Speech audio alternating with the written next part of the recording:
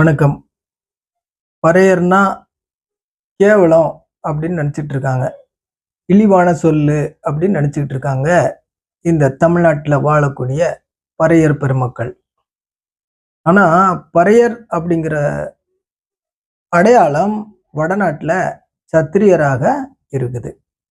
கோலி, பறையா, சத்திரியா அப்படிங்கிற மாரி வடநாட்டுல அது சத்திரியன் என்ற உயர்ந்த அந்தஸ்தில் வாழக்கூடிய மக்களின் பெயராக இருக்கிறது. இது எப்படி இருக்கு அப்படின்னா, அதுக்கு பின்னாடி தான் ஒரு அரசியல் இருக்கு. தமிழ்நாட்டுல பறையர்ன்னு எவனும் சொல்லக்கூடாது அப்படின்னு நினைக்கிறாங்க. அந்த சொல்லுக்கு அந்த அளவு வேல்யூ.